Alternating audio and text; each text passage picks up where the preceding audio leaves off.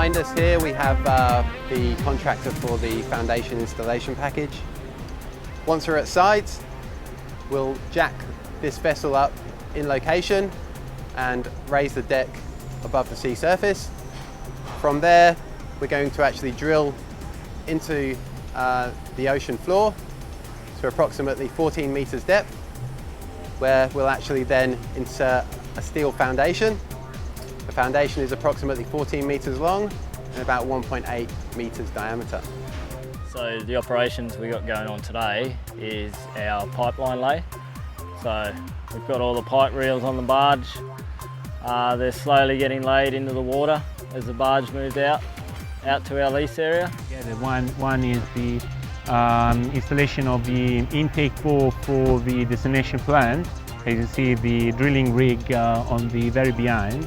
And here you can see that we basically prepare already the pad for the sidewalks, and these guys here are preparing the conduit for the P-wet pipeline. They took a while to build. They were, I think, 6 months in construction in Vietnam, and yeah, a bit of a hassle shipping something that big, so it was a bit of a relief to get them here and to get them set up, and yeah, now they sit and get ready to get deployed. The onshore plant is largely generating electricity from hydraulic energy, which is produced by our CETO wave energy converters.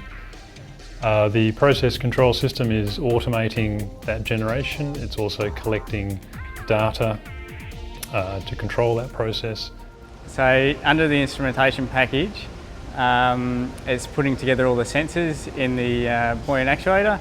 So that's including the pressure sensors, the GPS, the 3G modules and the antennas that are communicating with the onshore plant.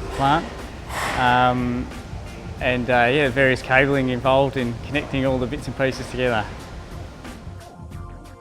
So the test that's happening today is the ballasting test of the BA. So it's sort of one of the major components of the Carnegie Wave sort of energy system. And so we're flooding the BA and then fully submerging it, pumping air back into it and refloating it basically. I'm looking after the tether package. So the tether is composed of a rope and two connectors, one which connects the rope with the BA, the float, the big float, and one which connects the rope with the pump on the other side. We recently completed the pump assembly test. The pump assembly itself is composed of the hydraulic cylinder and what we call the foundation connector. And so organizing these tests involve obviously interacting with all the package manager which are responsible for all these components, but also organizing what the equipment you're going to need on site to perform those tests. The pod is a hydraulic piece of equipment that sits adjacent to each CETO unit. It provides a number of functions, hydraulic functions, and also scientific functions for the CETO system. And today here it's being tested mainly to check the communication between the pod electronics and the onshore power plant electronics. We've had a fairly extensive process behind getting this unit assembled. So starting from the bottom up, you can see our subsea stab connector. The connector is then attached to our attachment, which is then connected to our pump. The large cylindrical item you can see there is our pump float, and just beyond the pump float we have the tether that's connected to our BA, so our buoyant actuator. So now that the unit is fully complete, we can prepare it for deployment.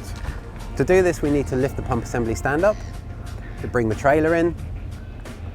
We then lift the pump assembly stand and the buoyant actuator as one complete unit, and we take it over to the ship lift for final deployment.